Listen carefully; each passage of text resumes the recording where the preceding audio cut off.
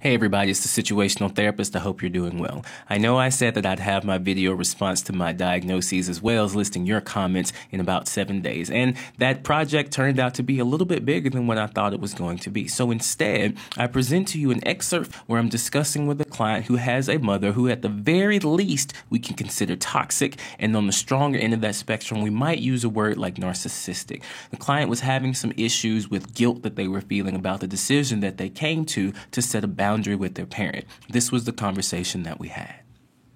It's okay to make a decision to not want to deal with mom anymore. So what's happening is you're having to deal and fight against this intense biological urge to be on your mom's side. Like, it's this family loyalty. It may or may not be biological. It doesn't matter if it's biological or not. You feel a strong desire to not feel the way that you feel right now, right? Because I've realized that my mom, no matter what I do, no matter what I say, no matter how I say it, my mom isn't changing. She's not changing. She has given me no indication that she's going to change. And as I hear you talk and you talk about the expectations that your mom has, or how she gets upset with you on the phone whenever you call and you have a difference of opinion, it's almost like she's not really looking for a daughter. She is looking for someone to live her life through vicariously. And every time you make a decision that she doesn't like, that's when she gets upset. That's why she would get mad if you want to get a tattoo or if you wanted to get your nose pierced or whatever,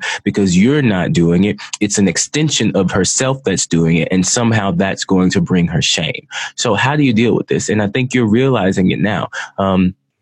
I, as a therapist, want to believe so desperately that people can change. I know that they can change. And sometimes people are just in a problematic state. I'm very, very careful throwing around the word narcissist. I don't want to call everyone that has a parent with issues a narcissist. However, at some point, we need a word to describe the behavior that we see. And you have tried all manner of ways to get your mom. You've tried being really loud with it. You've tried doing everything she said. You've tried doing nothing that she said. I'm sure there are times where you have said, Mom, just please, could you just level with me for a moment? And she still does not do it. I don't know why that is, right? I don't want to get stuck or get lost in this quest to try to figure out why she behaves the way she does. Is it some sort of internal drive? It doesn't matter. The point is, what are the behaviors that you're seeing? And the behaviors that you're seeing are complete and total invalidation. She's disqualifying everything that you say. And the only time she is happy is when you're doing exactly what it is that she wants. That's not how a mother is supposed to be.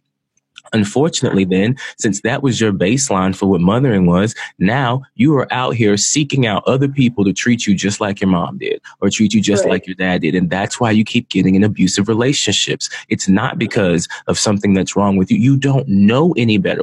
And when I say you don't know any better, listen to the tone that I'm saying it with.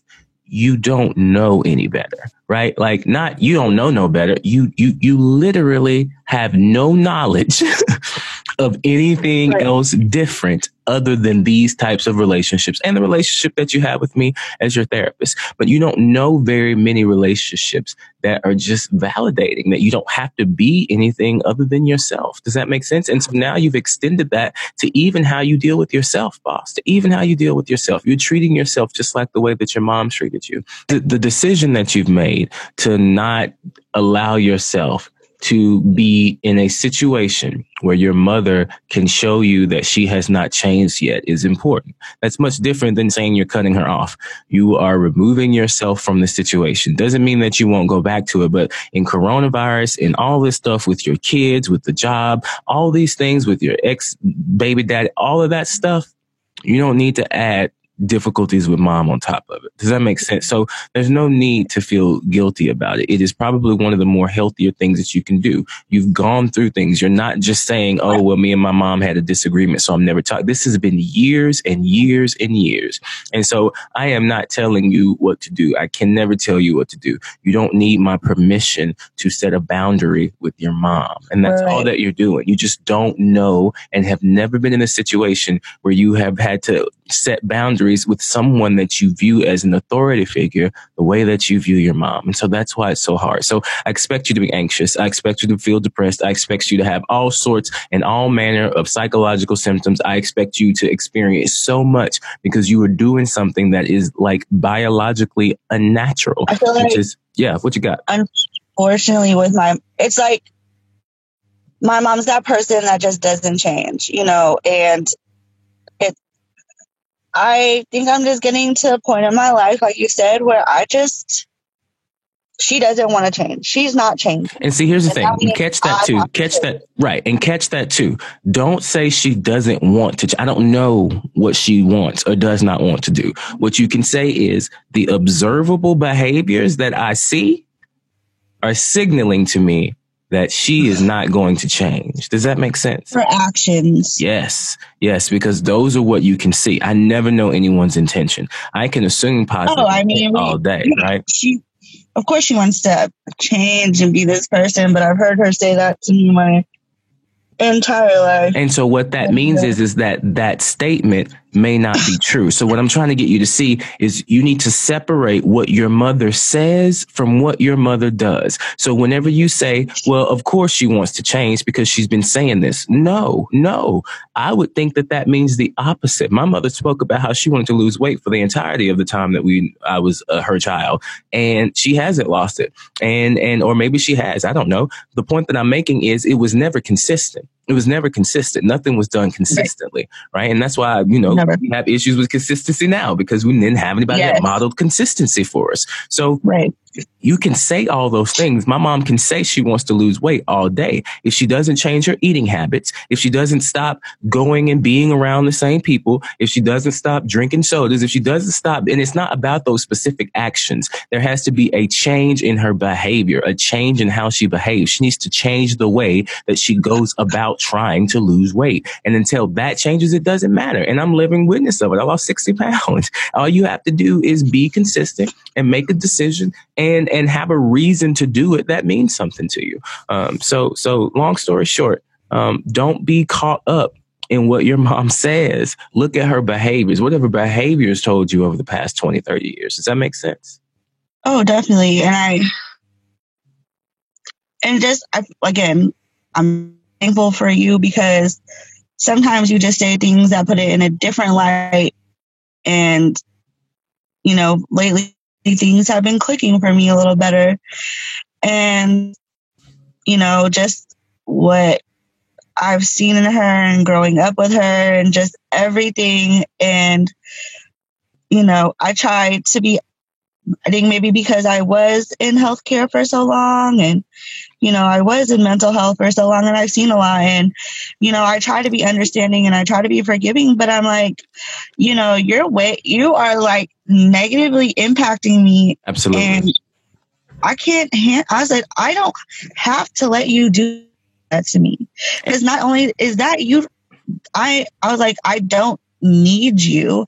I choose to have you in my life because I love you and I want to be there for you. But I cannot if you're going to be this type of person. Right. And I just told her, I was like, you know what? I was like, it is time for us. Like you said, I was like, you don't want to talk to me no more? Stand by that. I was like, you said what you said. And I said, you need to stand by that because we will be having a long break. And you need to really I was like, I'll be working on myself. And you know what? You do what you need to do for you and yourself. You don't need to worry about me and what I'm doing. I was like, because at the end of the day, all you do is add to my problems. You don't ever be like, okay, well, let's think of a solution or let me just be supportive and loving. Like, sometimes you just want your mom to be like, I love you. It's going to be okay. I can never get that from my mother. I can never. There's nothing I can get from my mom that isn't something that she's bought. And even then you don't want anything that she buys for you because she throws it in your face. Absolutely. It's never a gift. It's something she's going to use over your head in the future. Yep. Everything. Yeah. Dear millennials, here's some hard truths. If your parents told you that you were a bad child, they lied to you. It doesn't matter what you did. The reason you beat up on yourself for even minor mistakes as an adult is because you've internalized a lesson that your parents taught. If your parents talk to you about all the sacrifices that they made, then they use guilt and shame to manipulate you into feeding their pathological need for affection and admiration. This is why you continue to remain in relationships with abusive people. You identify with the things they do for you, and you don't think about the things they do to you. If your parents went through your journal, read your diary, or read your text messages, they violated your boundaries. This is why you can't set boundaries with others, and also why you can't set them with yourself. You didn't grow up in an environment where proper boundaries were modeled. If you can't make a decision in your life without calling your mom or father, or if as an adult you've changed your mind about a choice as a result of the feedback your parents gave, you might be clinically dependent upon the validation of your parents and unable to make decisions without them. If you wonder, what's wrong with me and why do I act this way, ask yourself, what is it that I hated about my parents the most? Then figure out the opposite of what that behavior would be. Now you have your answer. It certainly isn't because of any generalized anxiety disorder, major depressive disorder, or schizophrenia, any more than the name Karen causes people to act like idiots in public.